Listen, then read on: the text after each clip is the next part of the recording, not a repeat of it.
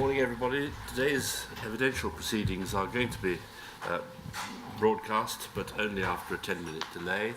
Those with mobile devices may use them to transmit what they have heard in the hearing room, but only after 10 minutes have elapsed since the event that they're describing. They may not be used for recording or photography. May I reiterate my warning that there must be no disturbance in the public gallery while the evidence of this witness is given, and my gratitude to those on the previous 2 days who have complied with that warning. Thank you, Mr. Barr. Thank you, sir. Mr. Francis, as I said at the close of yesterday's proceedings, we're going to move to militant Labour now. Could you start by telling us succinctly, in your own words, how did that shift in your attention from Kingsway College anti-fascist group to militant Labour come about? It was, as briefly as possible, it was very evident to me early on, and it's a matter of weeks, that there was a good contact between the Kingsway anti-fascist group and the YRE, in the fact that the Kingsway anti-fascist group itself was its own YRE group that was affiliated to the YRE. So, and then you were obviously part of a bigger organisation, which at the time of my briefing we weren't aware of that. So as soon as I started realising that that is the bigger organisation, I then started to think, well, that is where I need to start going to get more information. And then realising that the YRE was a group very much dominated by militant, I then started to think further ahead. If the YRE turns out to be as good as hoped, I'll be heading towards militant. But this isn't me having random thoughts by myself.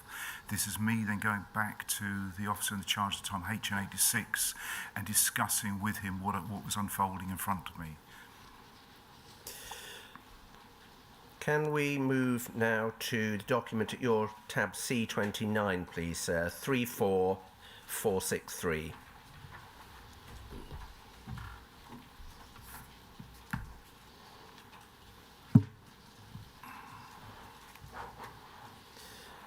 This is a report from the 12th of February 1994 about Lewis. If we could have the text expanded, please. You are reporting at the start of that text that Lewis is a member of the National Executive of YRE, along with Privacy, by dint of their positions as organisers of the YRE-affiliated Kingsway anti-fascist group. Is that factually correct as far as you can recall? That was the word I was looking for, was affiliated. Yes, that's correct. And can we take it from the fact that there were people outside of militant Labour who had influence within YRE, that you chose your wording carefully when you said dominated, and it would not be fair to call YRE an ML front?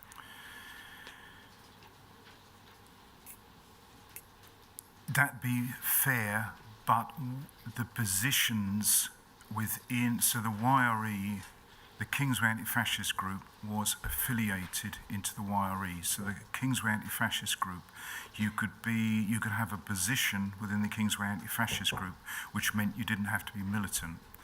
Once the YRE, you started to get into the YRE branches, positions within the YRE branches were pretty much nearly always by militant Labour members. So there is a degree of that it isn't a front group per se, but it's a very, very close call. And I previously have always referred to it as being a front group, but I've listened to what the people have said in the course of the hearings, and I accept that's a better description than the one I just gave you. Could we take that document down now, please? Can we move to the document at your tab C38, please, sir? 34476.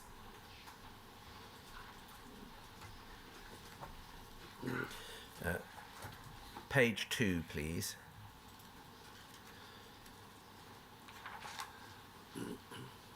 Thank you. This is a report dated the 7th of March 1994, and its significance to us is that it's the first report that we have recovered from you, or based on your intelligence, about the Hackney branch of the YRE.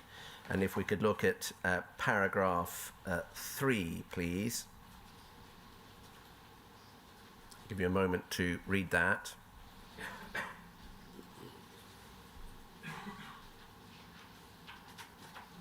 Yes. And that, again, is consistent with the evidence you've just given, that it was dominated by militant Labour, but not exclusively so. Correct. Can you help us with the YRE's tactics? Would it be fair to say that their tactic was to win the battle against racism through mass action against far-right groups? Yes, but they also had other strands as well regarding educating people, work in the communities as well. But yes, the number one prime one is what you just said. And that mass action was literally that, facing them down by putting huge numbers of people on the streets. And sometimes in circumstances, not even that big numbers. They were always hoping for big numbers, but yes, sometimes there was less numbers. To show the far right they were unwelcome and would not be tolerated. Under this platform of no platform for fascists. And would it be right, turning to militant Labour, that they were always keen to recruit? I felt that militant Labour, there was members of the YRE and militant Labour members who are very concerned about the fascists, the anti-fascist action, anti-racist campaigns, justice campaigns, but militant Labour itself as an organisation, that was their primary goal. Was there recruitment in this, and was there finances? The party doesn't work without finances, so you need to have a return on the finances. So are they getting the two things they want? Money, increased membership. In terms of your own journey from KAFG into militant Labour, did you have any difficulty joining militant Labour? I didn't join for almost a year because I carried with a Kingsway anti-fascist group as well, so I was doing both at the same time for a period. But to actually become a member of militant Labour, no, you wouldn't have had any problem to almost read the paper, say you really, really like them, and join them. No names, please. No.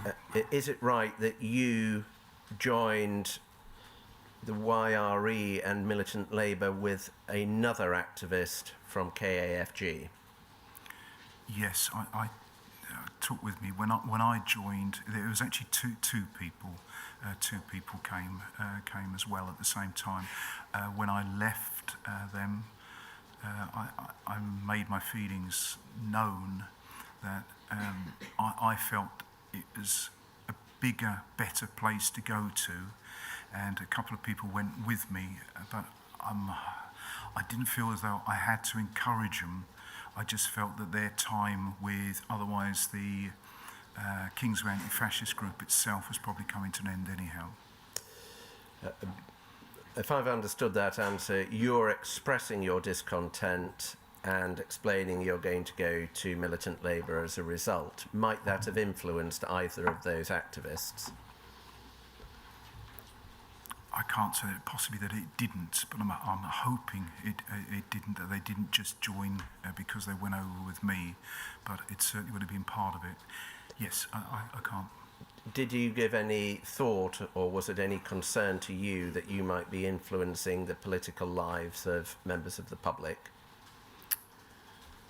I didn't give it any thought whatsoever to it, but I've got to say that both those people, despite having ample opportunities, I never actually created a file on either of them, because they then became part of the Hackney YRE, but they themselves never went into militant with any sort of positions of responsibility, or became involved in the away team activities.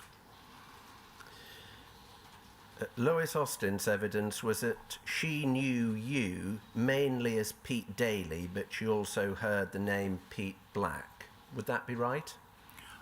The Daly bit, I've always had a little bit, I don't know, I still can't quite understand the significance of it, because I was always, as far as I was concerned, I was referred to very, very occasionally by one particular member of Militant with this name, Pete Daly, that I never made up, got no idea where it came from, but it was in one particular branch, and when Lois Austin actually said she knew him as me, I was surprised. But the Black side is the name that I would give out if I went to meetings that weren't just militant or YRE meetings. It was sort of, it's not quite the idea of having a party name. There's some extreme left-wing groups that actually have a party name system. Ours was more sort of protection, that you just gave a different name because you're never quite sure where the list of names, ironically, it might go to the state. There's the irony involved with it, but there was also an aspect, it might actually go in the hands of the BNP, who actually had an active targeting campaign under something called Red Watch. Could we take that document down now, please? And can we have up from your bundle, sir, tab C28, 34462.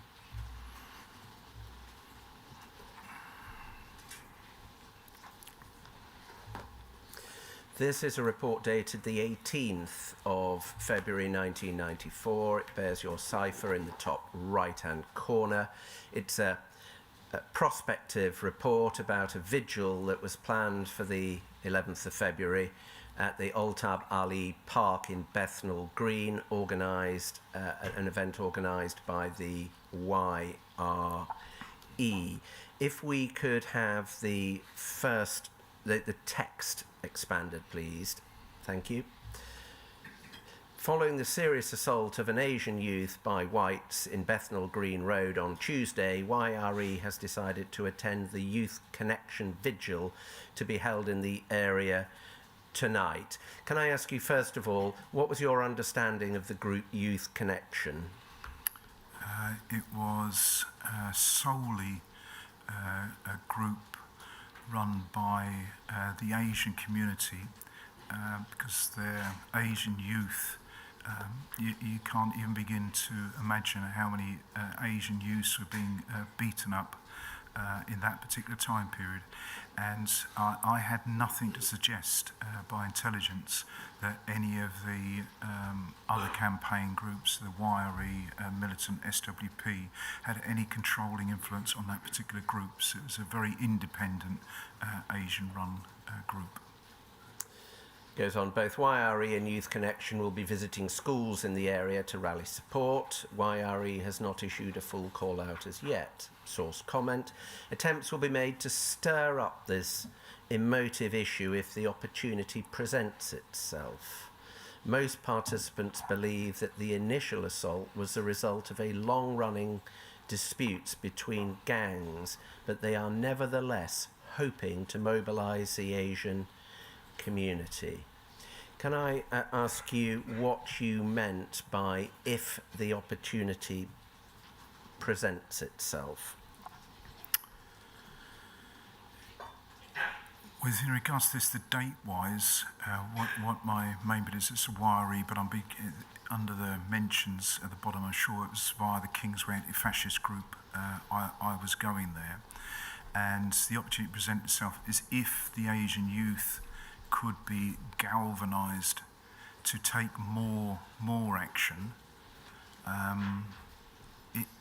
It's this very fine line with the YRE was attempting to make sure that the area itself wasn't in fear of being attacked, which is totally fair enough as well, but they were trying to make the youth organised that if there was anything happening in the area, they'd sort of, you go into the area, it'd be unsafe for other people to go into that area. They had like a call-out system, if this is the right pinpoint, the right area, but they had like a whistle call-out systems in areas.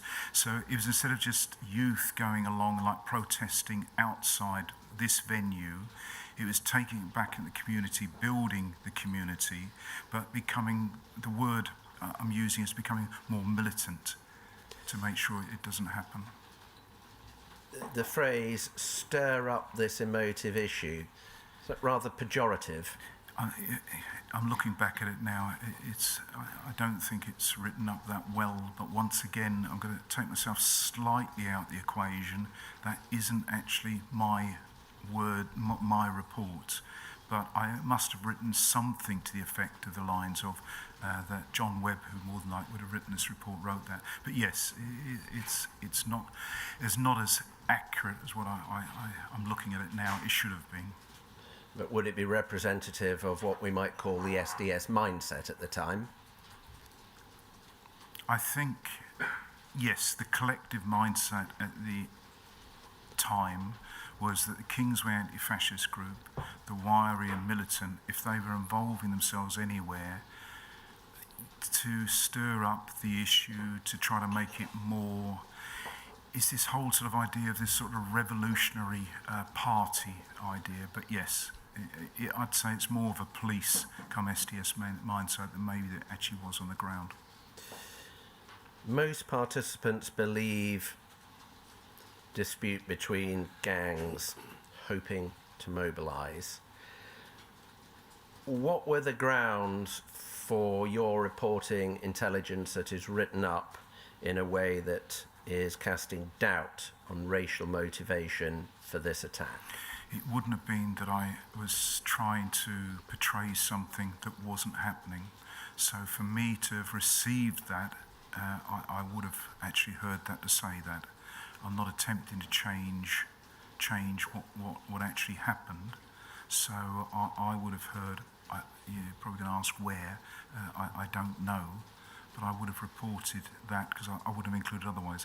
If it was that it was known definitely that it was, say, for example, the BNP or the Combat 18 or something like that, the intelligence would have been written that way because that would have actually been more concerning than just feuds between Asian community itself. It would have been more concerning. So had the intelligence been that this definitely was right-wing, which there were a lot of assaults from like racists happening, but if I, for this particular reason, wrote down this is what I felt, that's what I would have accurately reported. Because the first paragraph specifically says in the second line, assault of an Asian youth by whites. Yes. And it's perfectly consistent, even if it had a gang aspect, that it was still a racist attack, isn't it? It is, yes. And would it be right to say that the reality, sadly, in that part of London, in that era, where there was more than enough genuine racist attacks, that anyone wishing to protest didn't need to make one up? No, the amount of attacks was horrific at the time. We had 2 Kingsway students we mentioned yesterday, just 2 students from that particular college were beaten up. They were beaten up so severely, just daily attacks, daily thumps and things like this. That wasn't even reported. That was almost just part of being there. And again, looking at the overall tone of this report, were you still at this relatively early stage of your deployment still very cynical? In what respect, please? Cynical about the motivations of militant Labour and the YRE? Absolutely. And was that a cynicism shared within the SDS? Through and through. And Special Branch?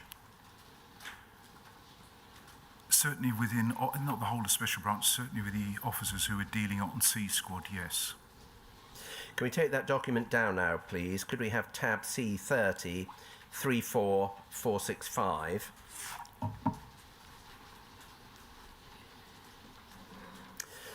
This is an event pro forma for an event on the 1st of March 1994.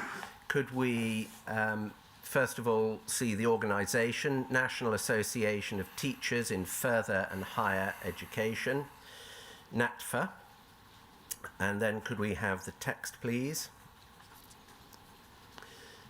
Momentum is gathering amongst supporters of this strike, which is now being publicised as a national education shutdown. It is hoped that students will join the strike and force the closure of most colleges and further education establishments throughout the country. On the face of it, this is a report about essentially purely industrial relations. Is that right?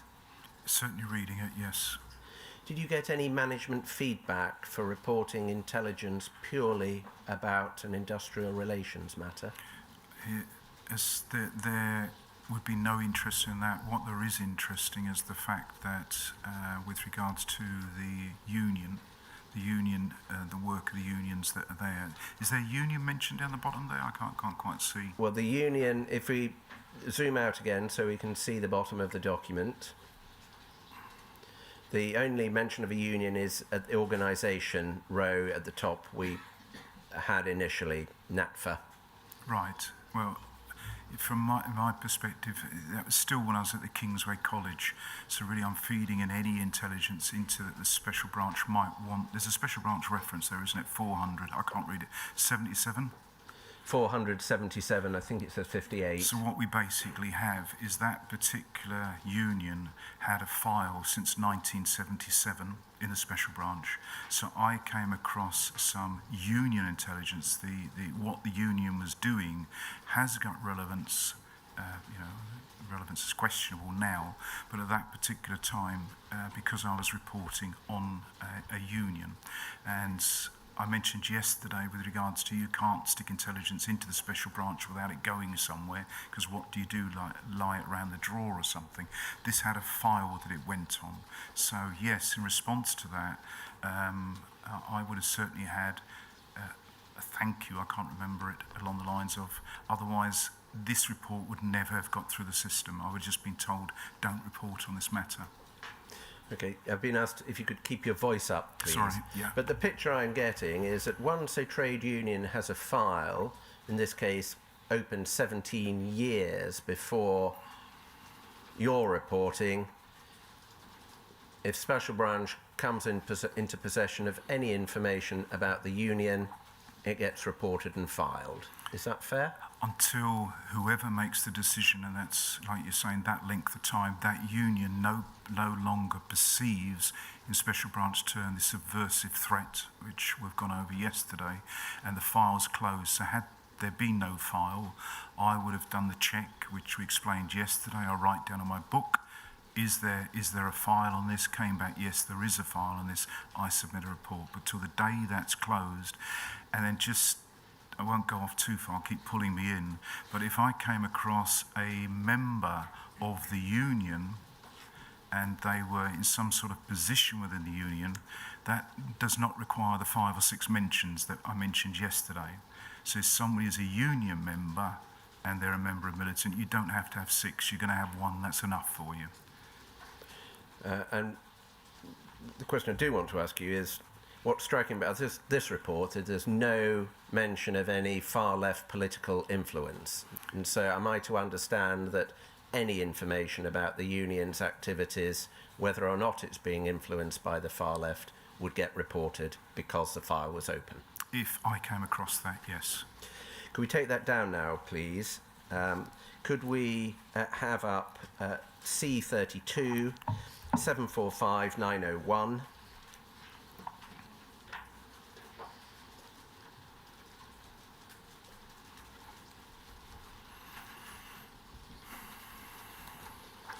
And could we go to page 2, please?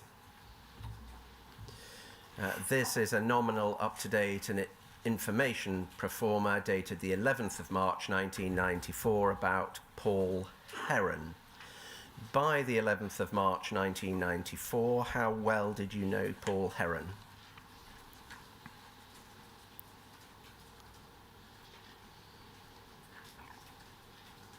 Reasonably well, but he was, I'm sort of saying mindfully because I'm aware he's sitting here in the room as one of the solicitors here, but he was a friend of Lewis.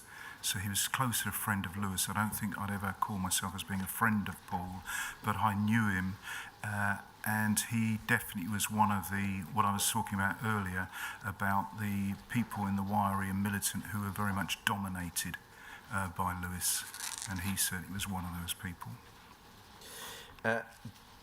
If we look under the pecs row, it says violent, normally wears black leather jacket and jeans. Can you help us now, from your recollection, what was the basis for describing Mr. Heron as violent? Black leather jacket, maybe that's where Lewis got the black leather jacket bit from. Violent, with regards to violent, that, once again, I would have had violent when necessary for Paul. And I've spotted on a couple of other ones, and yesterday I justified by other people, violent by necessary. Paul himself, he was more restrained, but certainly I can see him from here.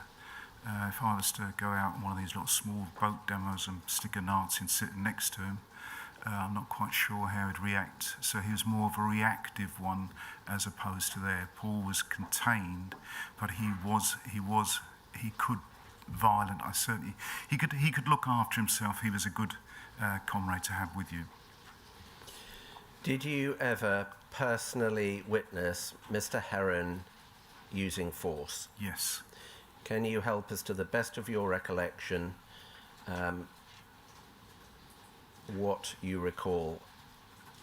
As much as I can. It was when we were out canvassing in the Beckton area under the BNP when they were doing some canvassing, and we had a few run-ins, a bit of running away, a bit of also exchanging bits there. But I've definitely got, I know that Paul, within some of my memories there, Paul definitely featured in that. Is definitely in the Beckton area, because I'd also done quite a lot of canvassing with Paul and other people in that area. And in what way did you witness Mr. Heron being violent? In a defensive capacity more than offensive, although we did run after some BMPs sometimes we were canvassing, but we didn't necessarily catch up with them at the time. Was that through lack of puff, or was that because you were just trying to scare them off? I think scary, it depends on who you were with, but yeah, with Paul, if it's a small enough group, I think you've summarised it correctly. 3 or 4 people running towards you is enough to make them run away, type thing. Did you ever witness Mr. Heron physically attack somebody? No. Lois Austin gave evidence that she was with Mr. Heron leafleting the Plumstead Manor Girls' School when confronted by a member of the far right, and described them both running away. Do you know anything about that? Yes, I do, and they've summarised the numbers between them. There was 2, and in that situation, it would have been a good policy to run away. The no platform was never engaged necessarily all the time, and you sometimes had to think about maybe today is not the day to make a stand. And I never ever saw, I'm very sure Lois could look after herself to a degree, but yes, that was a good decision to run away, and when I heard it, I was aware that I'd heard that before. An absence of courage to the point of madness. Not necessarily for every single member. Could we take that down now, please? Did you canvass for the May 1994 local elections? This is just what I mentioned. This was all to do with the Beckton area. There was a lot going on. It's just difficult to imagine nowadays how many BMP they were trying to do the councils. It was Tower Hamlets, Beckton, that particular area. There was a number of candidates standing. Were you canvassing with KAFG or the YRE? No, the YRE, particularly it was militant, their policy. I was trying to get my head around it. It was in support. It's all to do with the politics. So they were supporting, I believe, could be wrong here, I think they were supporting the Labour people to try to get Beckton out, or not re-elected, however it was, which was a policy decision to support Labour, I think. When you were out canvassing for those elections, were there any precautions taken to avoid violence? Yes, once again, the militant were very careful with regards to it, and for example, beforehand, I'm not quite sure the situation that Lois and Paul got themselves into, that there was only 2 people. That's very unusual. You'd normally always have a couple of what would regard as physically capable stewards out with the canvassing group. But they went further, and this is what I was saying with regards to Mr. Heron there. We actually, I don't know where it came from, we actually had a list of the BNP councillors to make sure that when we were out canvassing, we didn't accidentally, with a group, quite young people on these canvassing groups as well, didn't actually knock on the door of a Nazi councillor, potential councillor.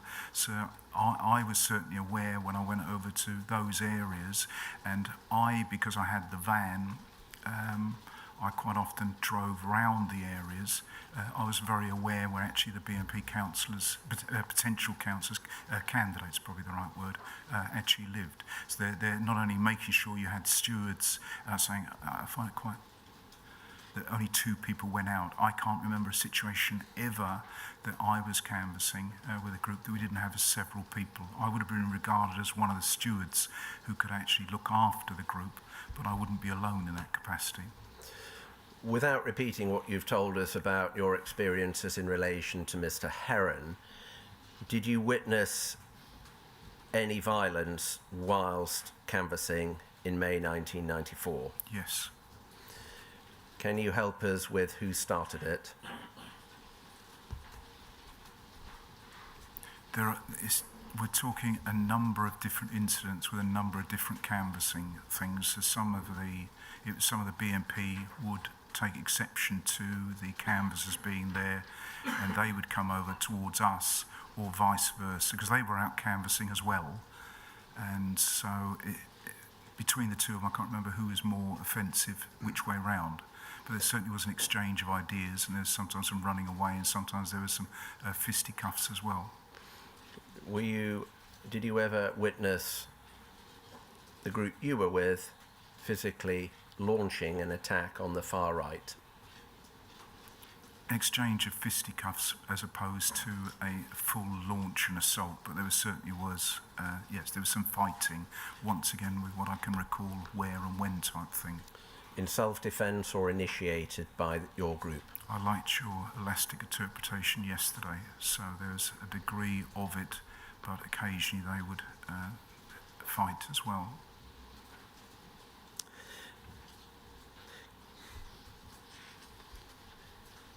Can we have a look, please, at C45 29662?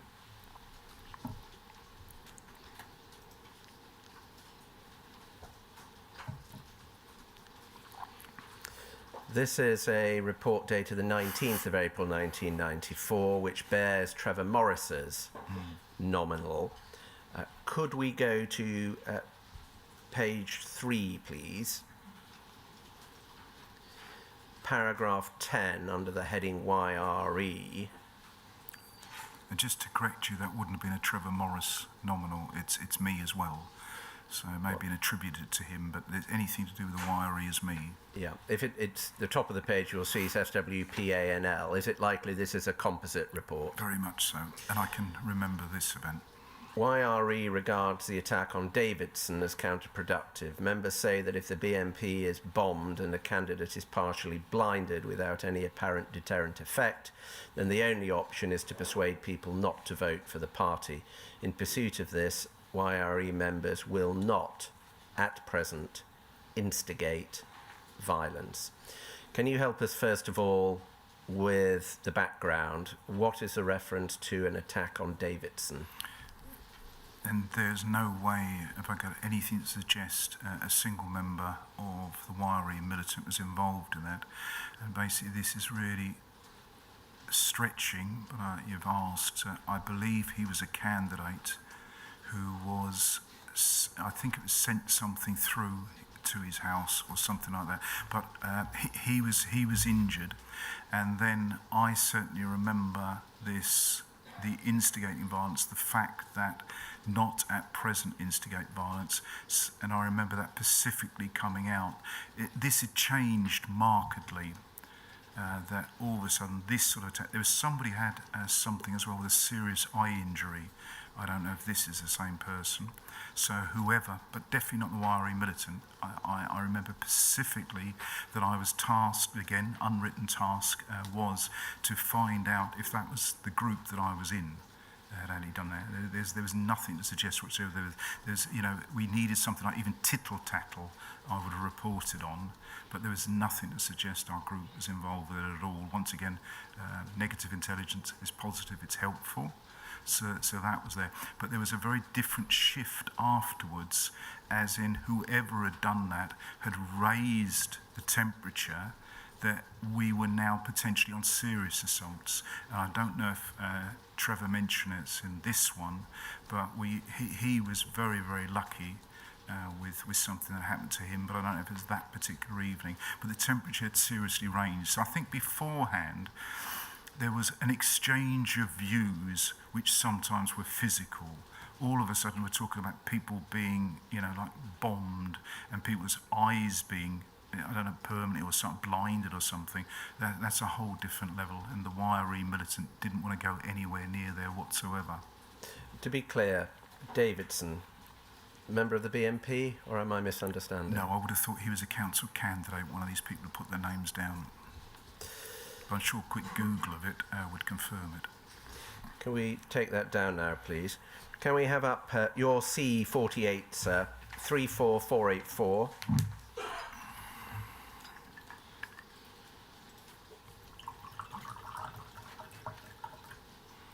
This is a nominal proforma dated the 19th of April 1994. See at the bottom left, it bears your nominal. If we could expand so we can see everything from the name down to the bottom of the references, please. So you can go up just to the bottom of the RF 405.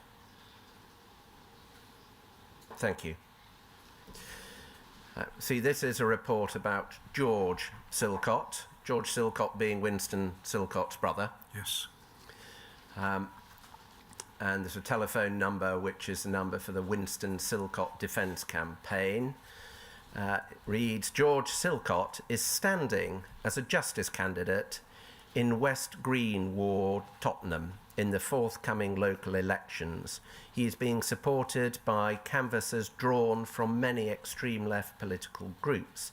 Silcott's simple manifesto is devoid of political content, but he promises to work for justice for worthy prisoners, including his brother Winston Silcott, the M25-3, poll tax non-payers, and many more. George Silcott can be contacted on the above telephone number, which is that of the Winston Silcott Defence Campaign. So we are to understand, are we, that this is a man standing in a democratic election on the single issue of justice. Yes. As essentially part and parcel of advancing the Winston Silcott Defence Campaign. Yes. And the fact of his candidature would have been in the public domain anyway as part of the democratic process. It certainly would have been. And the consequence of it being reported by you, written up by your unit, was that this information is all filed. Yes. With the file that's shown down the bottom there. And might it, in due course, lead to George Silcott getting a file of his own? Yes. for standing in a democratic election in support of a racial justice campaign. Correct, but very interesting is actually what's shown there underneath is the fact that Winston Silcott, who, certainly the Metropolitan Police did not like, he has got his own RF there. Now, I don't know if there's anywhere ever to suggest that Winston Silcott was a subversive at all, but he had his own file created in '86, obviously shortly after Tottenham riots. He became of interest to the Special Branch purely as Winston Silcott. And so I was trying to think of an example where somebody can become so concerning to the Metropolitan Police that they can actually forget subversion entirely, and they will create a file on anybody they get upset with. And you upset them enough, you can get your own file. And this 405 that's sort of like they can stick anybody in that category, because he's not left as a 402. He's not left. I know other numbers as well. So George there is really being reported on because his brother has got a RF file. But getting back to your question you asked me, sorry if I've rambled off, but yeah, George, if he'd done enough mentions, he would get his own file. And I actually reported on this because George came not just on one occasion, several occasions to the Kingsway College. But if we then step back, and what I was trying to say earlier, I was always trying not to create special branch files on people. So despite George coming several times to the college, I think I might have reported on him maybe once, maybe twice. Can you help us with how this comes to be reported, by which I mean, were you specifically asked to find intelligence about George Silcott and the Winston Silcott Defence Campaign, or was this opportunistic in the sense you came across it and considered it part of your standing brief?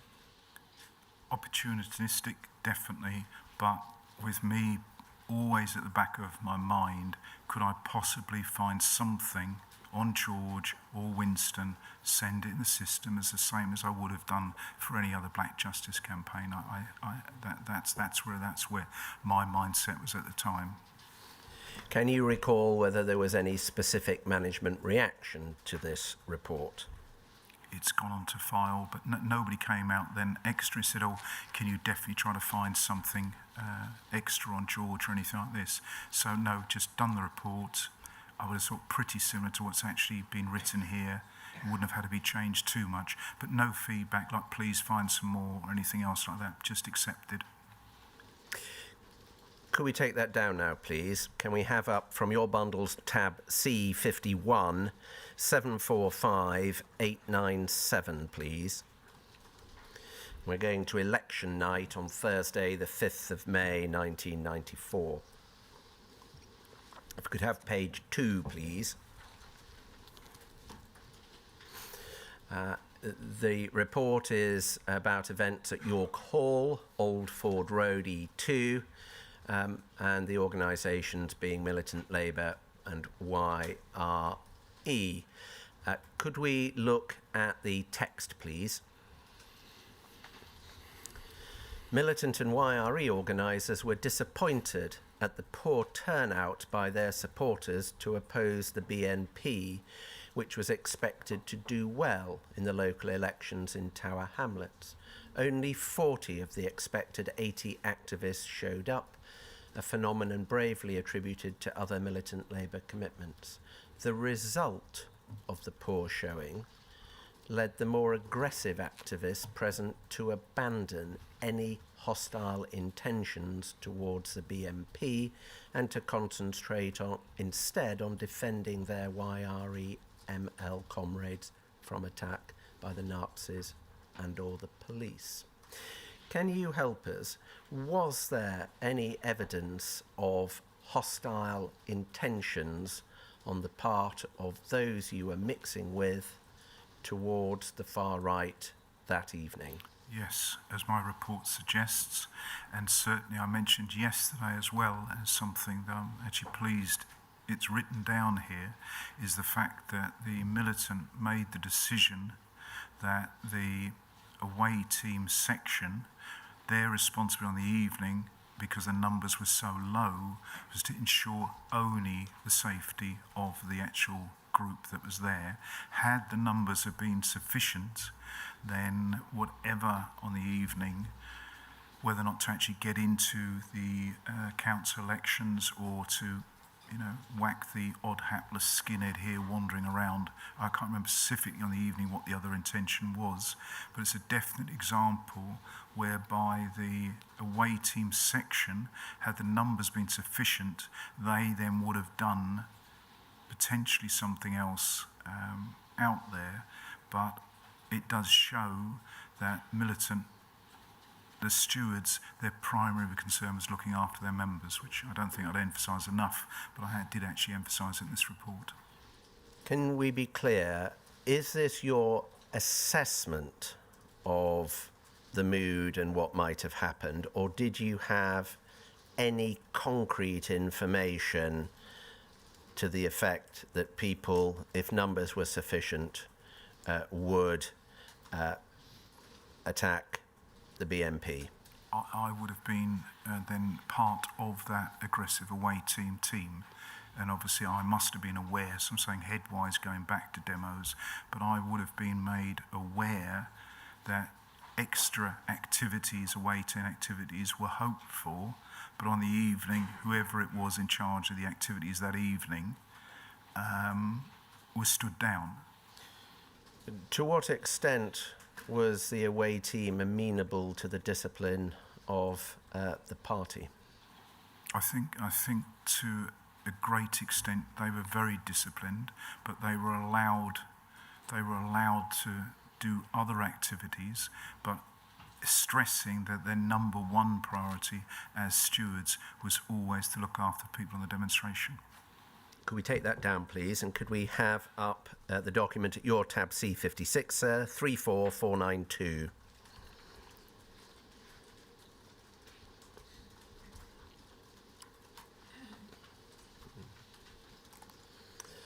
Moving to the outcome, or at least the outcome in one of these local elections, 17th of May 1994. See towards the top on the left, this report bears your nominal. It's about Mr. Phil Maxwell, who is a Tower Hamlets councillor associated with militant Labour. After the usual descriptions, under the PECs row it says homosexual, and then if we could have the text blown up. I should have pointed out there's also a registry file number already there for him. And this, as we can see top right, is copied to the security service. A trite question, but the fact of Mr. Maxwell's re-election, which is what this report is about, would be a public matter. If we look at what the report says, you are reporting on Mr. Maxwell's re-election for the St. Peter's ward in Tower Hamlets with an increased majority, a result of which he is very pleased. The increased majority would be a matter of public record, and the result that he was very pleased, presumably self-evident. Yes.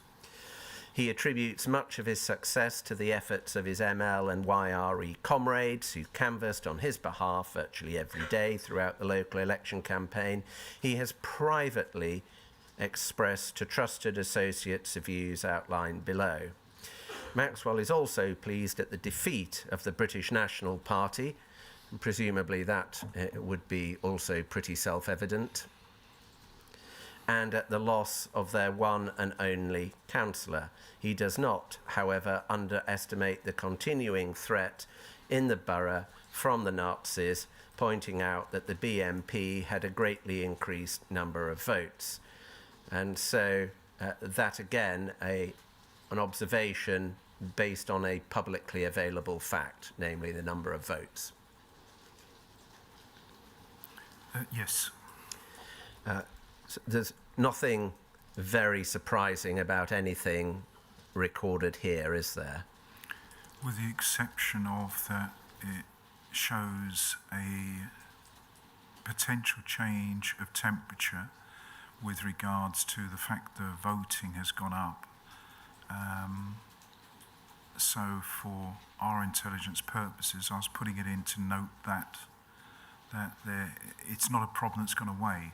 So had the BNP's vote gone to zero or virtually zero, that would be a different future temperature in the area. Sorry, I was just say one thing that I was aware that we'd done it quite often. That's when you asked about what event, when were the Nazis confronted, when weren't there. There was lots and lots of canvassing virtually every day for a long period that we were over there. Putting aside now the significance or otherwise of what is recorded, this is reporting on a democratically elected official, isn't it? Correct, it is. Was there any reaction from your managers to this? No, because with regards to democratically elected, it didn't matter. I think when you had the evidence given by Commander Gunn here, he expressed very clearly it didn't matter. If we regarded them as subversives, it did not matter that they were MPs, councillors, or whatever. And certainly when I was deployed, I was given no cautionary, nothing whatsoever that I couldn't report on MPs or councillors that were there, no guidance. And when Commander Gunn actually said it, that was, he described them the same as anyone sort of in the street. He regards them the same. I was very surprised Commander Gunn was actually that open and honest, but that was certainly my feeling when I was deployed. The report describes Mr. Maxwell as homosexual. The inquirer's understanding is that Mr. Maxwell is openly gay. We have not made any privacy redactions for that reason. Was it your understanding that Mr. Maxwell was openly gay at the material time? If I wrote it on the report, yes. What was the point of reporting that a democratically elected militant candidate was homosexual? It just was reported in the special branch like that. Could we take that document down now, please? Could we have up from C58 34495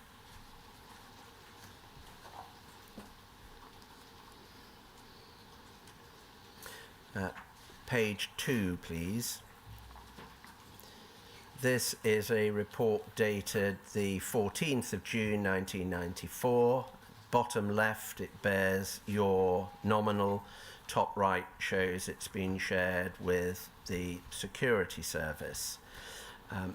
If we look, please, at the bottom half of the text, for context, this is about the Dagenham by-election, in which John Tyndall, the BNP leader, was standing for Parliament. Do you recall John Tyndall's campaign in Dagenham? Very vaguely, yes. It says, this leaves the activists who do turn out vulnerable to attack by the extreme right, which deters even more people. The state of apathy was demonstrated by the recent Dagenham by-election YRE London call-out on the 9th of June, which attracted only 34 activists.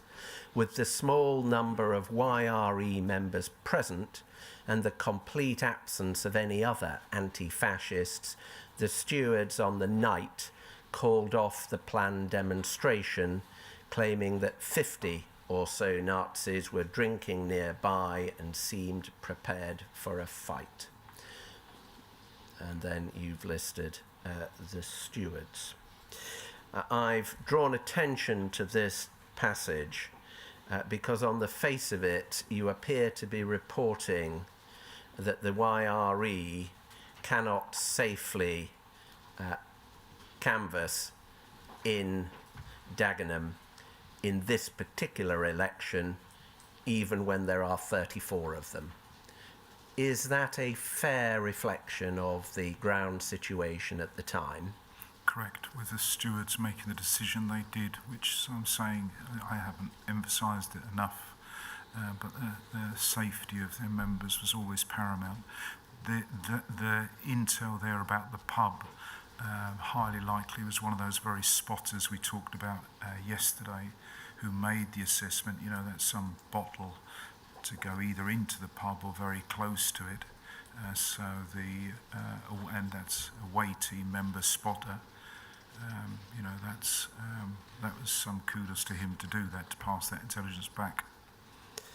Can you help us whether this was a particularly tense election because it was the leader of the BNP standing for Parliament, or whether it was generally representative of the temperature on the streets in 1994? No, John Tyndall is a different level compared to a local councillor. So yes, it's a higher temperature in your words. Can we take that down now, please? And can we go to tab C59, 34915?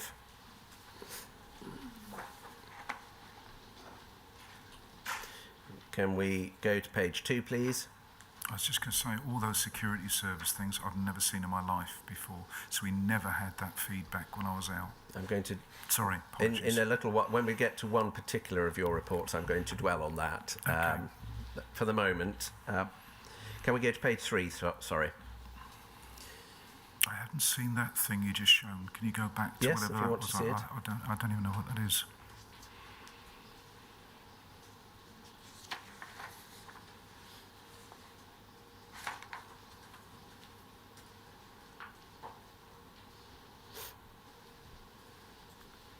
It's an extremely unusual report. Unless they change the format or something, I don't know, maybe from the desk. I've never seen that form in my life before. Can we go to page 3, please? What I'm interested in is the actual report itself. This is a report of the 14th of June, again shared with the Security Service. And could we have the first paragraph, please? Youth Against Racism in Europe has decided to withdraw from the campaign started after the attacks on 2 Asian, Shahid Uddin and Tuna Mia, in East London at the end of May. This is despite having initially supported the campaigns and having participated in demonstrations. One reason for the withdrawal is the heavy burden of other commitments which the 70 or so core activists of YRE have been under. Another is the open hostility shown by the families of the victims to outside agitators.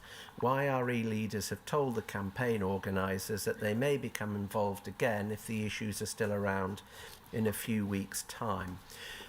Can I ask you to focus on that second reason, the open hostility shown by the families of the victims to outside agitators? Can we take it from this report that the YRE backed away from supporting a family campaign as soon as the family made plain they were not welcome? Yes, and they would do that if the family said, you know, we don't want you here. I don't think there's anything to suggest the YRE would try to pester anybody. And in your experience of the YRE and their support of racial justice campaigns, family racial justice campaigns, is that those they were supporting, they were doing so with the consent of the families? Certainly, I can't think of a single example that they were there. They may use the name of something, like they might organise something on behalf of, but they certainly, if they've been told to leave, or not come to meetings, things like that, they wouldn't do it anymore. Can we take that down now, please? Can we have the document at your C60, sir? 745893.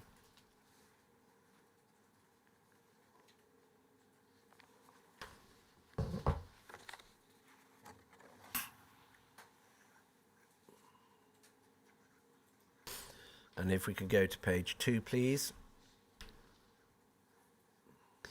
This is a report dated the 21st of June 1994. It's about the militant Labour weekend Marxist school that was held on the 11th and 12th of June 1994 at the University of London. It's a long report, and it's got a leaflet about the event attached to it. Can you recall attending this event? Was it openly advertised? It would have been openly advertised, yes.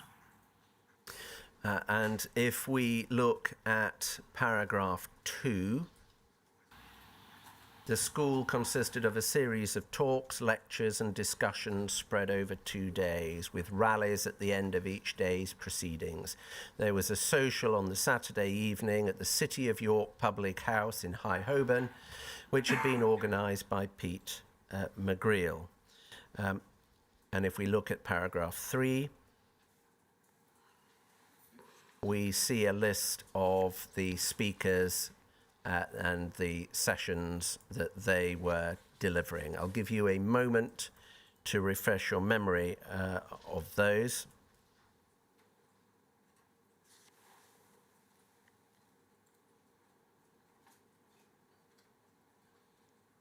Yes.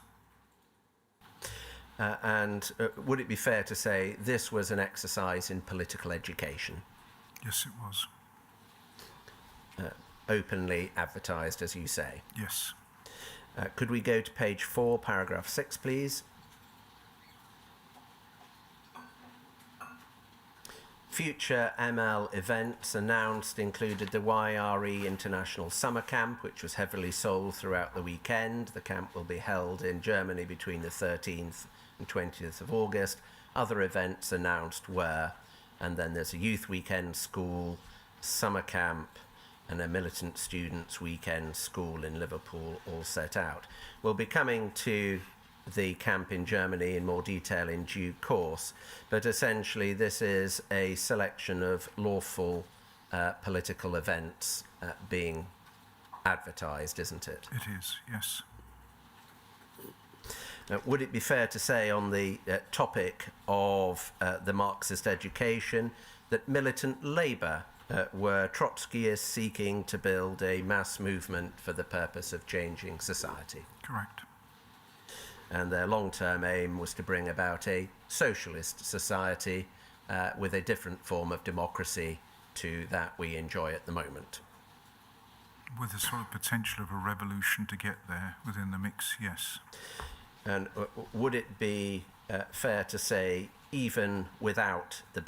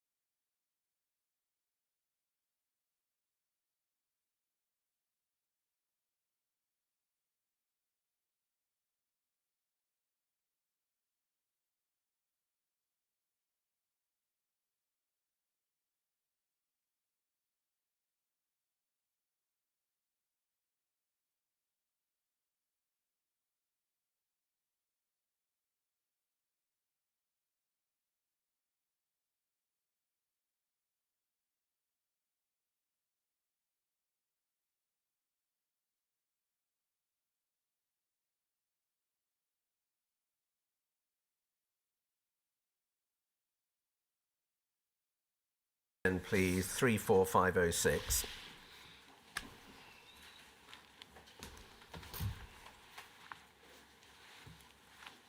And can we have paragraph 3, please?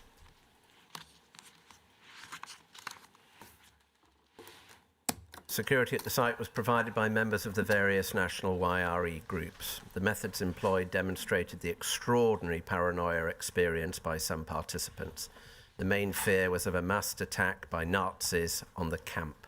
The entire site was surrounded by barricades which were manned round the clock by a minimum of 40 YRE stewards. The conduct of the stewards varied considerably from the well-organised and disciplined to the anarchic and highly dangerous. All stewards' patrols were armed with weapons, namely baseball bats and gas pistols, which had been provided by the German JRE, members of which were unconstrained by border crossings. Going to stop there. Did you perform guard duty yourself? Very regularly. It's been part of the YRE camp to be quite social, but as far as I regarded it, as often as I could do the stewarding meant I had an opportunity to walk round with other stewards, particularly ones that I'm hoping were away team members. And then you'll certainly see that report we referred to yesterday. I very rapidly had a bigger list of away team members and people being able to participate, and so people are prepared to do stewarding there. Yes, I've done stewarding not every single night, but I volunteered as much stewarding there. The minimum, but 40 stewards is the entire stewarding group. Did you carry a weapon when conducting these duties? A baseball bat. And who issued you the baseball bat? They were the German YRE members. They had quite a plank, sort of like proper bits of wood, not like sort of rubbish, little bits of wood, proper bits of wood, baseball bats. And I did mention there these gas pistols, but that was a couple of like the old riot smoke gas pistol, the flare things that ironically, the police would use for gas more than the actual protesters. But easy to get Eastern Bloc wise, but we weren't given them I don't know if they were our own personal ones, but we weren't given that. We were given the baseball bats. And were any of your target group from London, to your personal knowledge, i.e. did you see them carrying baseball bats? Yes. There was... We felt as the group, along the lines of what I just explained to you, that there was a potential, like I explained, that there could be attacked. Whether or not everybody was aware of it, I would have thought the vast majorities weren't, but certainly the stewards who were doing the stewardings, they weren't wandering around thinking nothing was going to happen. It was quite a tense, which added an additional level of stress to me. I certainly felt there was a chance that something might happen to us when we were wandering around. The report goes on. Members of the Berlin-based anarchist Black Bloc were not content with such toys and brought with them their own arsenal of firearms, including assault rifles. Did you personally see an assault rifle? No.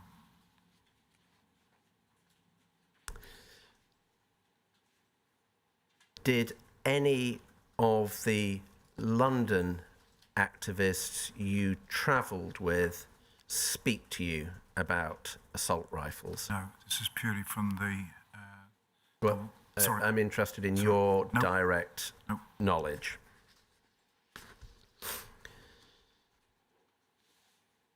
Coming back to baseball bats,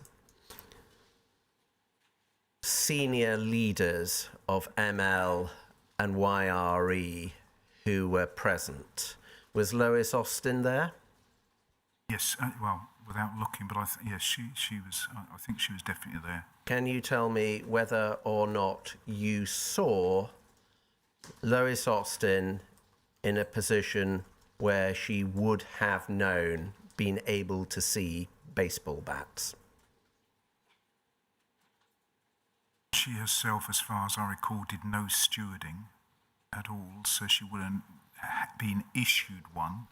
I certainly think it was quite evident that there was a lot of people who were doing the stewarding, certainly at night time, were walking around with baseball bats. Whether or not I would have thought she would have saw it. I would have thought she would have seen it. Can you help me with, did you direct, whether or not you directly saw her in circumstances where you can confirm she did? No, I can't. Same question for Hannah Sell. No, I can't. Can we take that document down now, please? Can we have up from tab C 83 34513?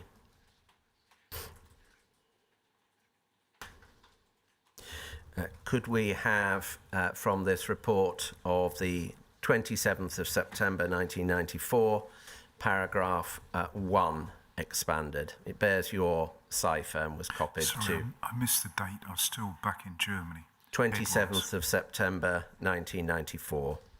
So by which date I would have been a branch secretary? Well, this is precisely it. This is the report on the YRE September 94 branch elections. Recites that you were elected branch secretary and the executive delegate to the forthcoming London YRE executive. Give you a moment just to absorb the text.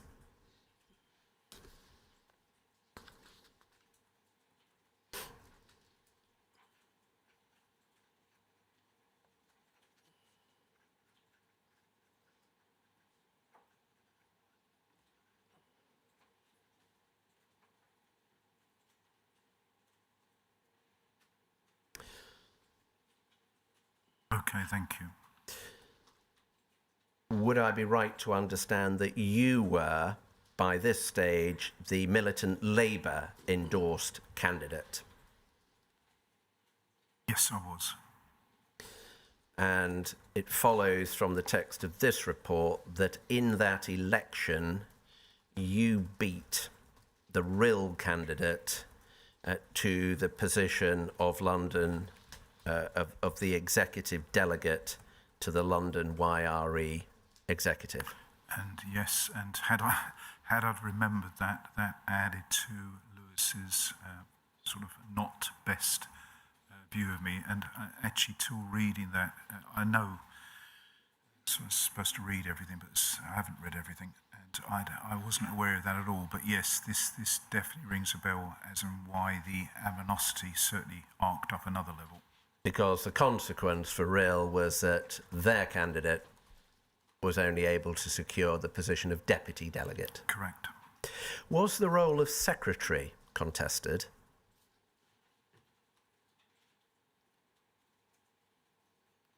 I'm going to guess. I can't remember. Coming back then to the contest for executive delegate to the London YRE executive, can you recall how close the voting was? No, sorry, I can't. Would it be fair to say then that by standing in a YRE branch election for the role of executive delegate to the London YRE executive and beating the real candidate, you have effectively interfered with the democratic internal processes of the group? Wow, yeah. Never thought about that in my entire life, but yes, 100%. But yeah, not a thought crossed my mind, and certainly not a manager's thought crossed their minds either. And the role of secretary gave you access to membership details? Very much so. Standing within the branch? And wherever I wanted to go, I no longer needed to have a Lewis with me. I was now the branch secretary, endorsed by militant Labour. I cannot possibly be a spy. It's a huge lever of armour around you, and I certainly, if I thought the Kingsway Anti-Fascist Group and the RIL would have been the same intelligence thing, I would have stood very, very quickly the same in the RIL, because to be able to say that you are the treasurer or the secretary somewhere, surely that organisation would never have you if you weren't legitimate. Apart from giving you access to membership details and a certain standing, did it give you access to any other new level of intelligence? Just a different level of trust. Whoever you met who was in militant, you know, I would always introduce myself that I was the, it was branch secretary before Peter Johnson. I wanted them fused in their head who I was. So I could go anywhere as long as there was some relevant to the campaign. If I went to the M11 campaign, they couldn't care less who I am. But within left-wing circles, I could walk into a workers' power meeting. I could then go into other meetings. It was additional layer, very, very big additional layer. Can we take that down now, please? Can we have the document which is at your C85, sir, 745870?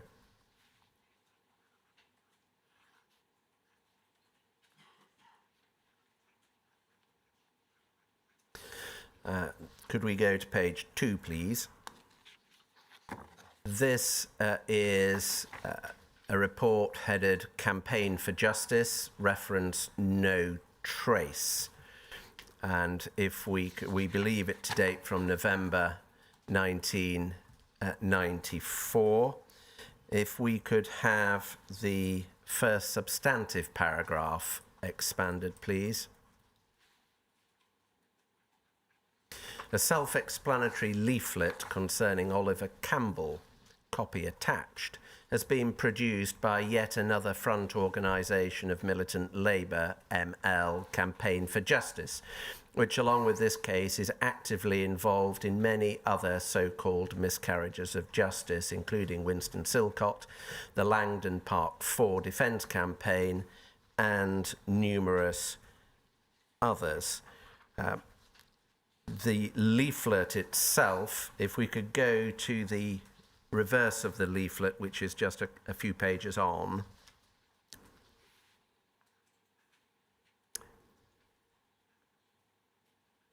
Thank you. If we look at the bottom paragraph under the bullet point, what can be done, this leaflet makes very clear the groups that are involved in this campaign, doesn't it? Yes. And this leaflet presumably circulated to the public? It would have been given out to the public as well, yes. So nothing unlawful or secretive about this activity? No. And there's no intelligence, perhaps we should go back actually, if we could go back to the main body of the report, and if we could expand the rest of the substantive text, i.e. from Oliver Campbell down to headquarters. Thank you. I'll give you a moment to look at that.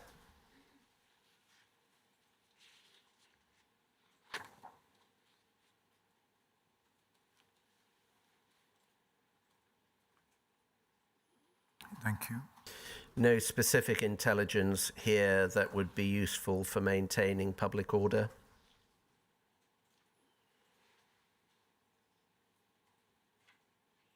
Certainly not that I can see there.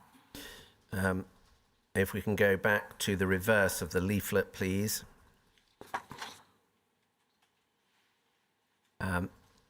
And if we could just look at the paragraphs under the bullet point, why was he convicted and why has this miscarriage of justice taken place? Give you a moment to familiarise yourself again with that, but the question is going to be, this is a campaign that was highly critical of the police, wasn't it?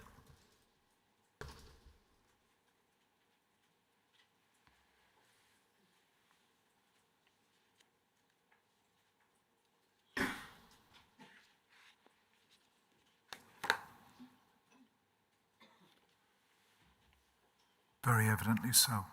Mr. Campbell's racial origin? So you can see from the photo he was black.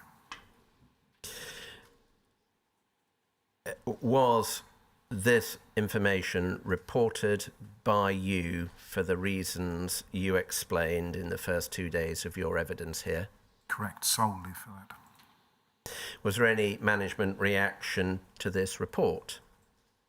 It's accepted with what I've reported. There was no criticism. I was passing intelligence back. So the STS was not a place where you got a lot of praise, but the acceptance that it was accepted, I was providing intelligence that they wanted. Nobody telling you not to do it? 100%, mate.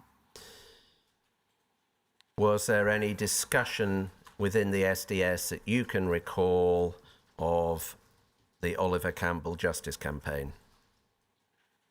No, other than what I was reporting on there, that's what the discussion would have been, is this is what I'm reporting on. I'm saying I don't know if other officers needed constant reminding, constant retasking. I was very clear with what my remit was out there. Just somebody doesn't need to be told over and over again what I need to do. Can we take that down now, please? Although, for the record, I'm going to make clear that as far as the inquiry is aware, this Oliver Campbell is the same Mr. Oliver Campbell who had his conviction overturned in September of last year after 33 years. I wasn't actually aware of that at all, because I'm not keeping sort of up to date with anything. But Could we have up from C132 245 203 245 209, please? On your privacy schedule, this is number 12, Mr. Francis. thank you.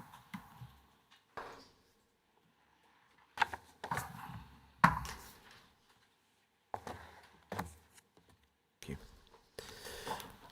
This is a report on an individual. Once you've refreshed your memory as to who that is, All good. it's dated the 21st of June 1995. Can we look at the text, please?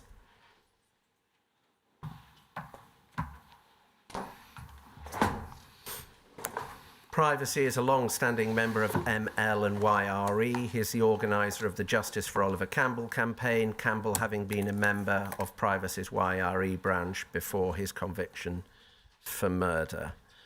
Can I take it then that you felt it fell well within the ambit of your instructions to report on a militant Labour activist simply because he was organising the Justice for Oliver Campbell campaign? And because he is organising an event, once again, that goes in a different category. I don't know if this gentleman had a file, but certainly by becoming an organiser within Militant for a Justice campaign like that, it certainly would fast-track you to getting your own file.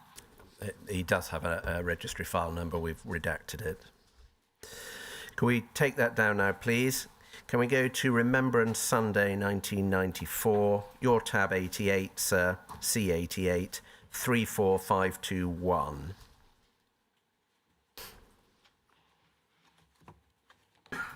If we could expand that, first of all, the date is the 18th of November 1994. I'll give you a moment just to absorb the text again. It's got to be, oh, sorry, thank you. I definitely need a little bit bigger because I can't stick my head through without knocking the microphone. It's the main text. If we start at some 25 activists, thank you.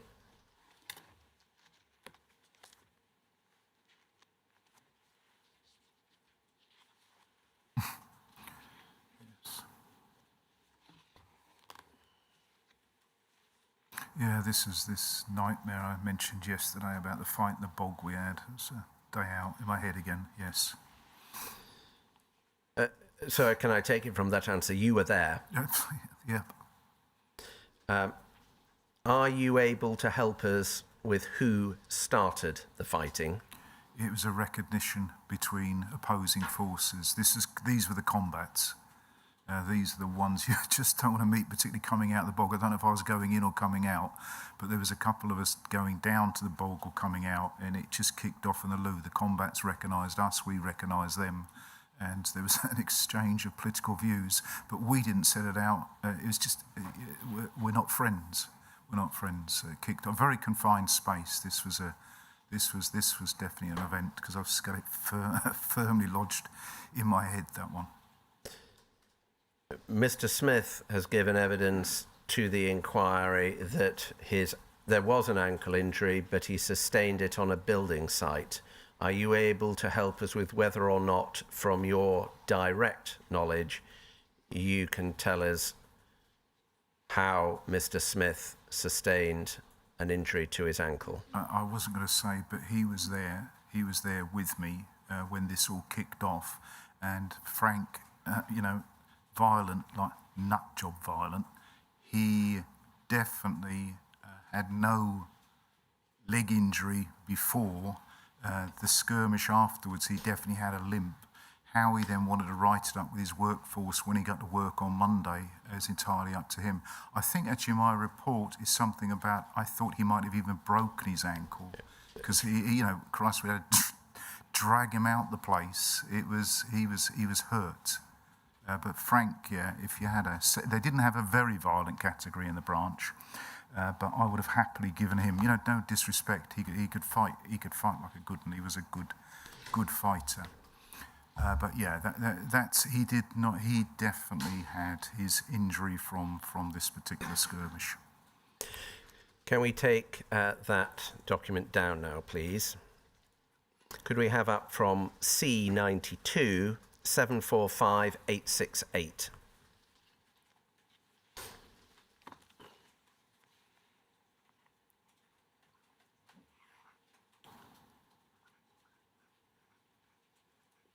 If we can go to page 2, please. The gentler subject of Christmas cards. Thank you. Good. That's a good headspace. Thank you very much. 14th of December 1994. If we could have the text plus the special branch references in paragraph 2. Thank you. Winston Silcott Defence Campaign has changed its address and is now based at, and there's an address and a telephone number. The Winston Silcott Defence Campaign has a bank account number 911-55962 at the Midland Bank.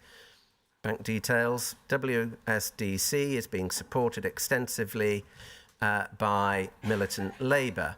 The attached leaflet and Christmas card were distributed at a recent YRE conference in London. And then we see there's a name we've redacted as mentions. The Winston Silcott Defence Campaign is recorded there as mentions. We saw a different record earlier. And there's a militant Labour file number. How did you obtain the information about address, bank account, telephone numbers, that sort of thing?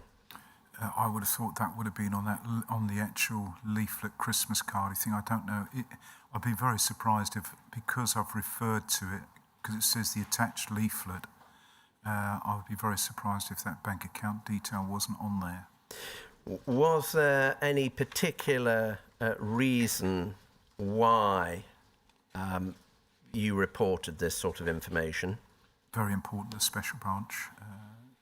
Now, when I said there was a previous RF number, that was Winston Silcott's personal RF number. Yes. Would this reporting contribute to the Winston Silcott Defence Campaign getting an RF number? Absolutely, yeah, absolutely, yes.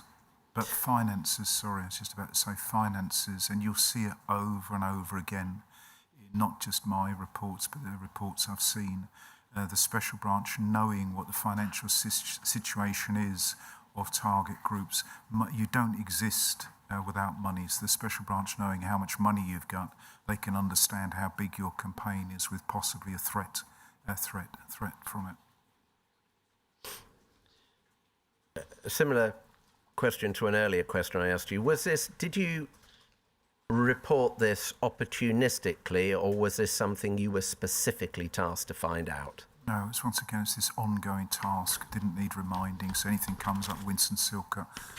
Obviously, I haven't got this person under the privacy here, but I'd be very surprised if he wasn't one of the Millicent colleagues as well, because I knew who was helping run that from the... There was somebody designated in Militant to actually liaise with George in there as well. So I'm not sure if I got it off him directly, the leaflet. But I was, basically, we're talking about coverage. I had the Winston Silcott defence campaign totally covered, because the person that I'm guessing here, the person you've had privacy over, friends, I'm going to use this word sparingly, but he was certainly a friend to Peter Johnson, got on really well with him. I had that campaign covered. They couldn't sneeze without me knowing about it, because this person would report back to me. And this is where we get into our how we get knowledge about these campaigns, is because that person is designated. So I actually knew George. He knew who I was. But again, I didn't ever have to press him for intelligence. I could actually literally say to him, I hope you're well. Don't press him for intelligence, because this person would be giving me all the intelligence about the campaign.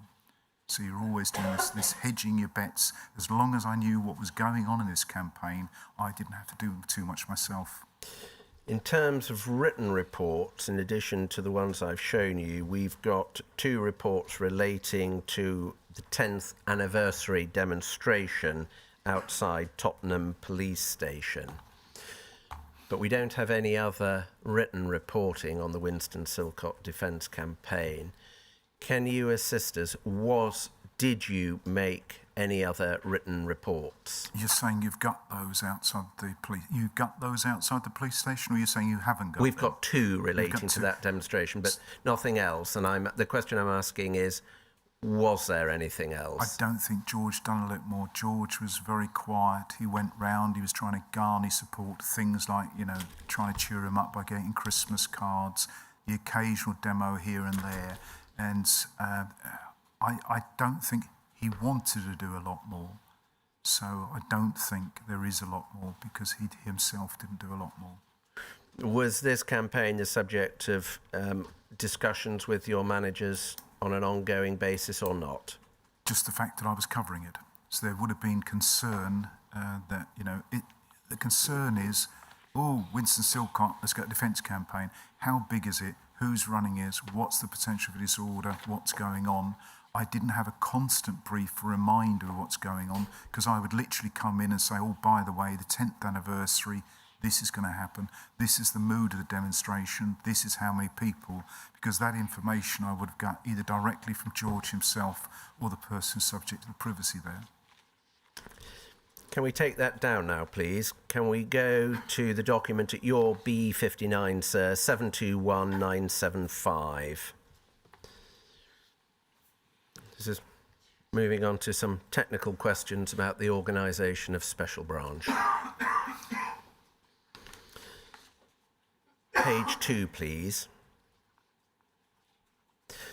This is a statement from a note of interview by an officer we're calling HN73, temporary DCI. I don't know who that is. Can I look?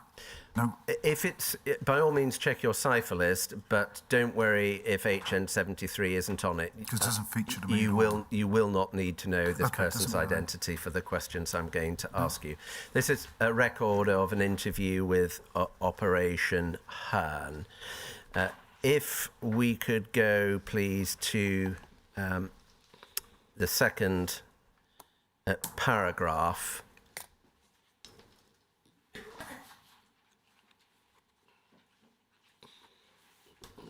So, sorry, I had to.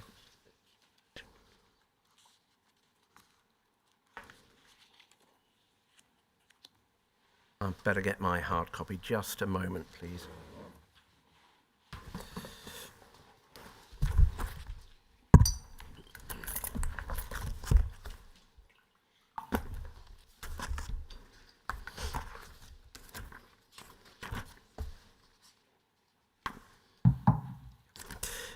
it on the under career, so a second paragraph, the one under career, could I have the third subparagraph, I return to SB? Actually, I wouldn't mind having a quick look. Is that okay? Yes, please I do. wouldn't mind. Now he's returning. I just want to get my head around who he is. No, he's not. I'm told he's not on the list. He's not on there. Yeah, I can. It doesn't matter. I can.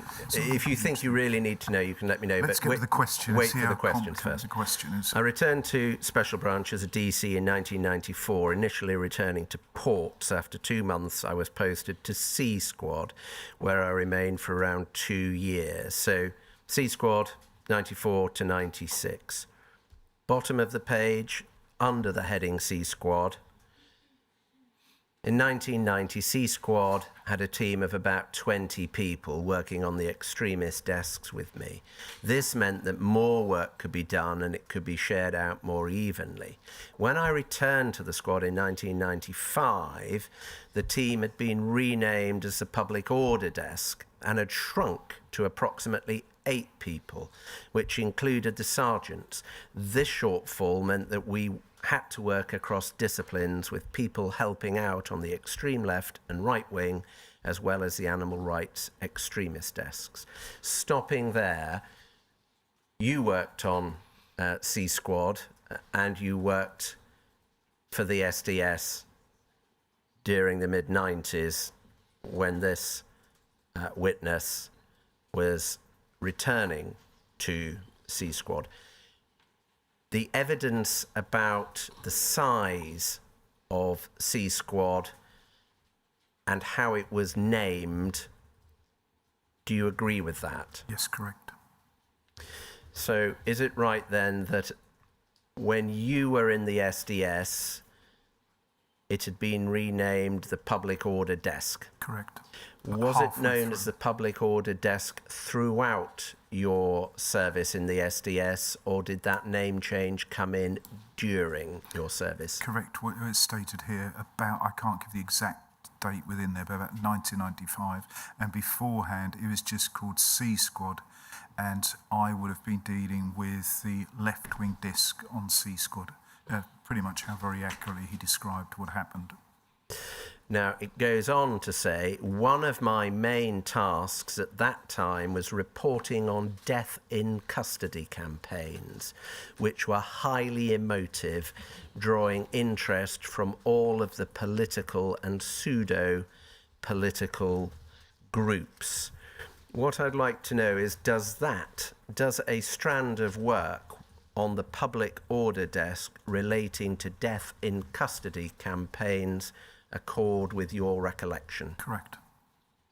Can you help us insofar as they are directly relevant to your infiltration of Militant Labour, KAFG and the YRE? Were there other relevant work streams?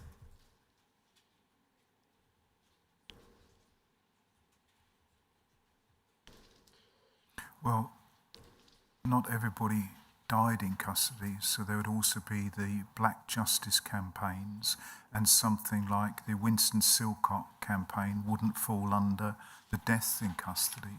So there are other strands, but it's basically anything in the arena of, he hasn't specifically said black deaths in custody, but certainly they were the campaigns that we were reporting on, and the Black Justice campaigns.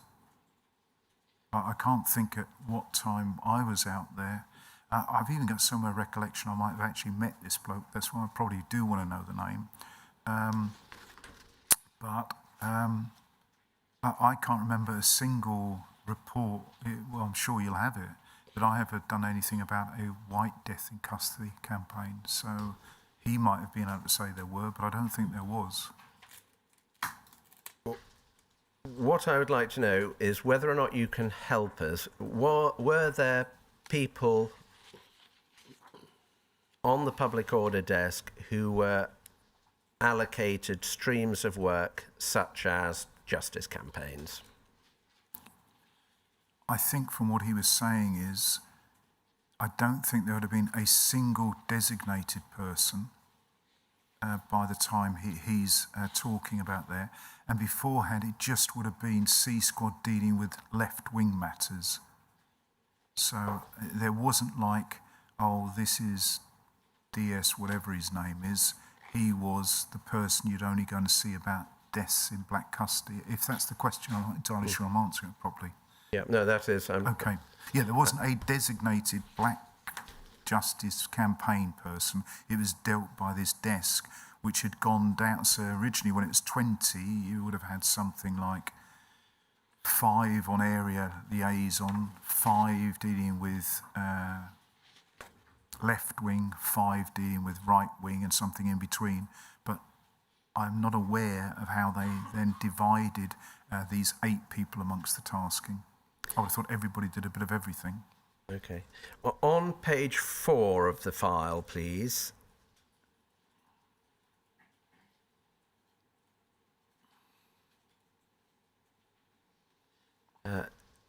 The top 2 paragraphs, second sentence of the top paragraph, in 1995, the levels of secrecy around SDS had changed considerably.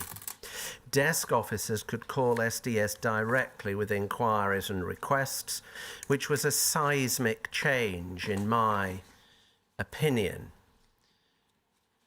To the best of your knowledge, is that correct? I would totally agree with the word a seismic shift in the special branch. That was a change of policy, something called tenure. So you had direct uniform entrance at different levels. It was markedly different by the time I returned. If he's already, and that was obviously for me, that's 1998.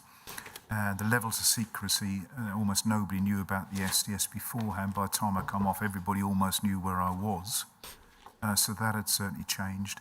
But if he's saying that was in 1995, it's certainly evident to me by the time I went back in 1998. And if we go to the bottom of those 2 paragraphs, I would often call with requests for information regarding public order threat assessments, particularly in relation to the aforementioned death in custody campaigns.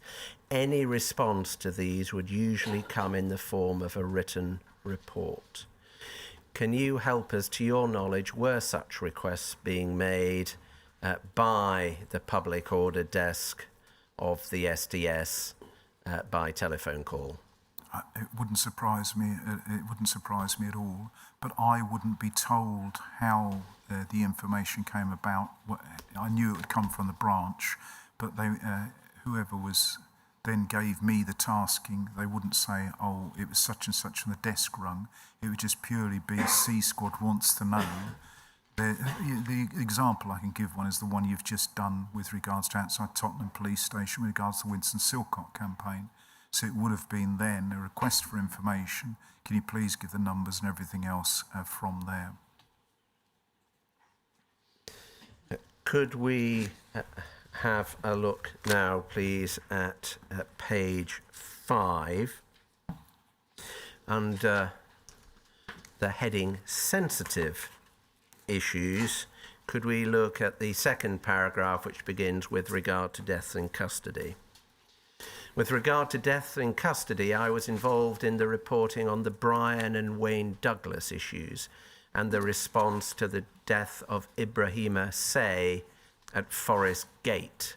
This work was focused on identifying, assessing and managing potential public order threats, including monitoring the activities of the extreme left wing and other groups, such as the Nation of Islam, which was very active at this time. That involved themselves in associated campaigns.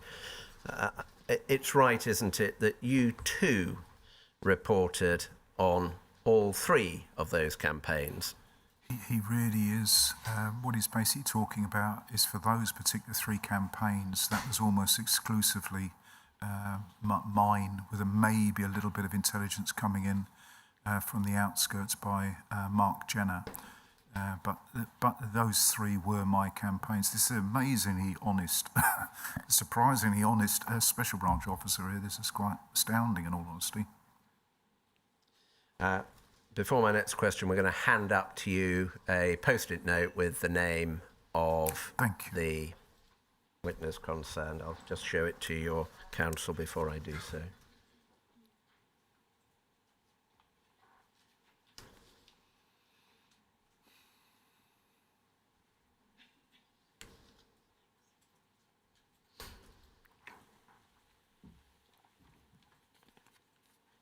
Thank you.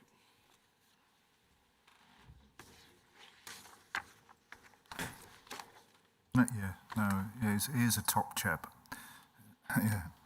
And I definitely would have met him somewhere. He was a top chap. Can you recall requests for intelligence about any of these three campaigns being relayed to you? Yes, there was once again. This was within the Black Justice campaigns, the Brian and Wayne Douglas issues. Just anybody who's under sort of misinterpretation. These are two totally separate events that took place in South East London and Kennington, Brixton. They're not related in any way.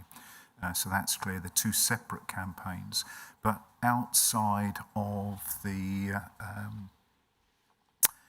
Stephen Lawrence campaign, this became the biggest public order potential for the branch in regards to Black Justice when I was still there.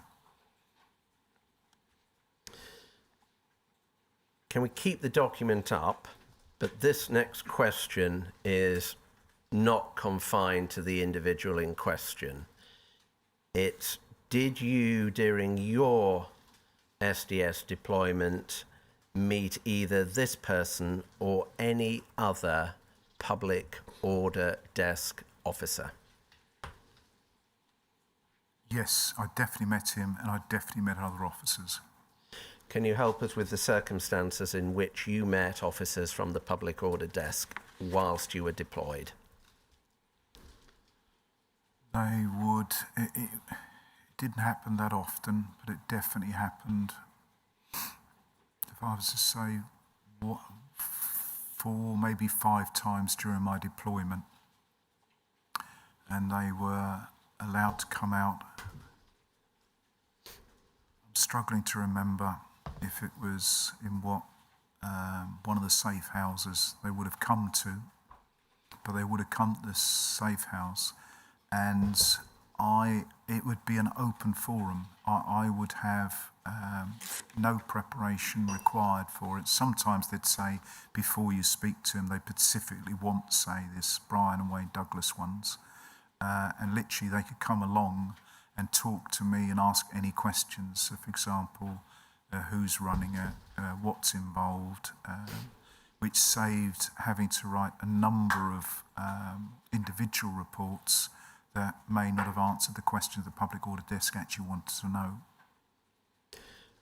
Were these meetings confined to deaths in police custody, or did they range more widely than that? No, if the public order desk came out, that would be whatever their whole remit that they thought I might be able to answer questions on. So they wouldn't answer, it's me answering. They wouldn't ask me questions in areas that I couldn't possibly provide any insight to, but they'd certainly probe and ask me what I could help them with. So would it cover campaigns based on criticism of police investigations? If they turned around and gave me a name and said, this is the campaign that's going on, a bit like you just said, the Oliver Campbell campaign or something like that, they asked me for it, then yes, that's open to questioning. And it would always be along the lines of the importance is, where are we with this campaign at this moment in time? Racial justice campaigns? Absolutely. The Stephen Lawrence campaign? Absolutely. Can we now have expanded the bottom paragraph on this page, please? And I've got to apologise because there's nowhere a mention of this at all in my statement, but I entirely forgot about this. bottom paragraph, the Lawrence inquiry. I do not remember any specific tasking around this issue, though it was a very high-profile campaign. The murder occurred before my time on the desk. Personally, I believe the allegation of Francis at the MPS was involved in some form of smear campaign against the Lawrence family is ridiculous. It would, of course, have been very sensible for the police to know about the organisations surrounding and attempting to exploit the family and campaign, but smearing would not have been tolerated. 100% with the terminology of smearing, as I described it, what smearing in special branch terminology means. And this particular officer would have an understanding what a special branch smearing campaign is. So stripping the smearing out of it, very sensible for police to know about the organisations surrounding and attempting to exploit the family and campaign. That very much what you were being asked about? Absolutely. And in terms of smearing, taking away the pejorative language, can you ever recall whether anyone from the public order desk expressed any interest in intelligence with which to discredit a campaign? No, that's not the public order. They just purely want to know what the situation is there and then. Can we take that document down now, please? And can we go to tab C100, please, 34535.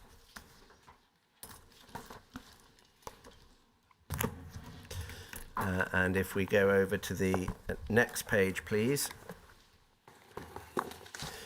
This is the, moving on to the Weavers Ward by-election in Tower Hamlets in 1995. This is a nominal pro forma dated the 27th of January 1995. There's your nominal at the bottom left. It's on Hugo Pierre. It contains all the usual descriptive information one normally sees on these reports.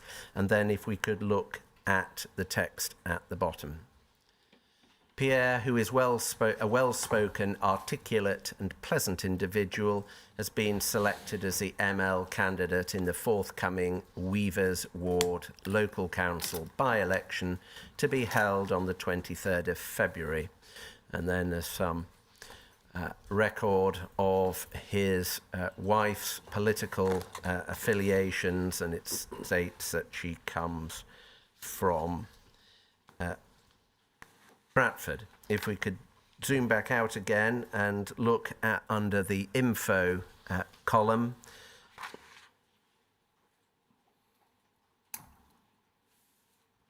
Yeah, sorry.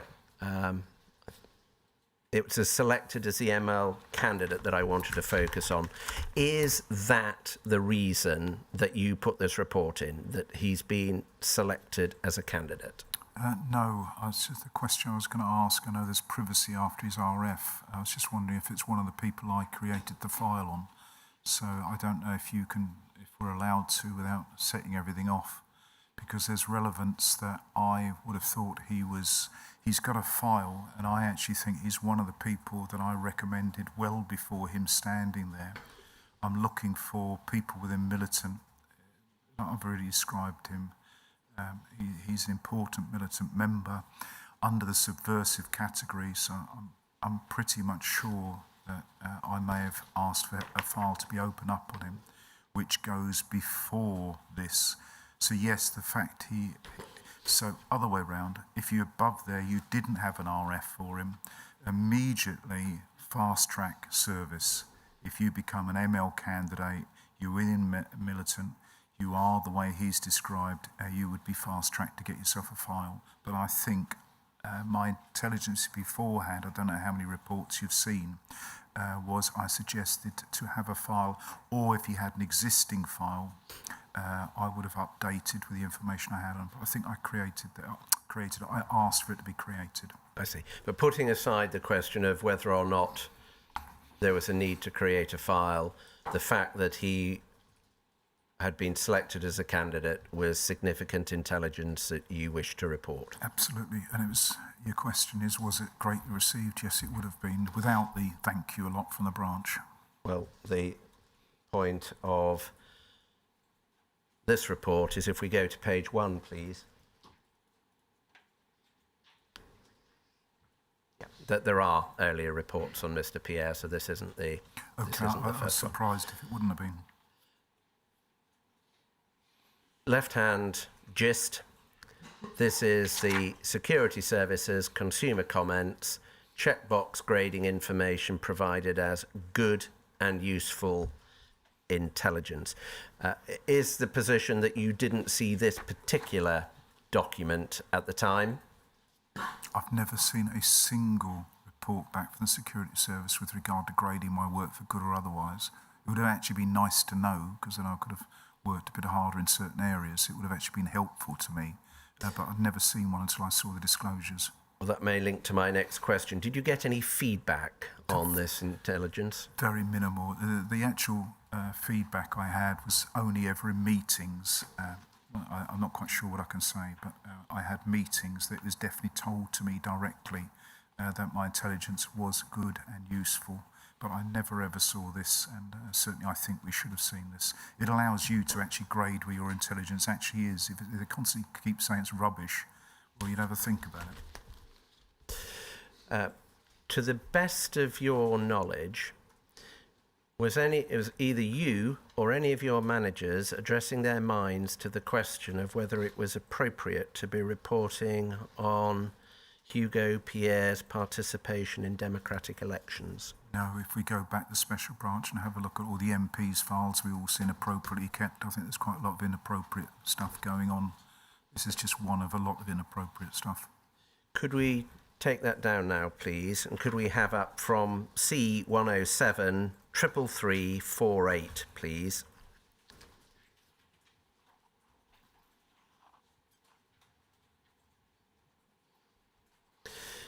This is one of Trevor Morris's reports, 23rd of March 1995. I'm interested on this page in paragraph 4, please. It sort of seems to get a lot of files attributed to him, but it's definitely a joint effort there. Lewis Austin, a member of YRE Militant ML, recently visited Privacy, formerly of the SWP ANL, now a member of Red Action, and asked him why Red Action had not assisted the YRE at a recent demonstration in Winchester against a local member of the British National Party. Privacy was able to reassure her that Southampton Red Action had indeed been active, and that as a result 4 BMP members had been hospitalised, one with stab wounds. This seemed to satisfy Austin, and it was agreed they should continue to work together in the future. Can you help us? Is this your intelligence or not? Absolutely 100% not. I covered this in my statement. I had no access to Red Action information. I would actually say this has been wrongly attributed to HN78. Basically, this is going to be from the Red Action, which at that time, what date are we talking about? I can't see it. Are you that would be Jenner, if that's 95, that's Mark Jenner. And also the comment about Lois saying, I didn't know her extremely well, but there was never anything to satisfy that I heard Lois would be satisfied that 4 BMP members were stabbed. I find that contradictory about her, that she would actually say something like that. So that this is bad, not good intelligence. And Trevor Morris, I'd be very, very surprised because he had good intel. This is just wrong intel. Could we take that down now, please? a general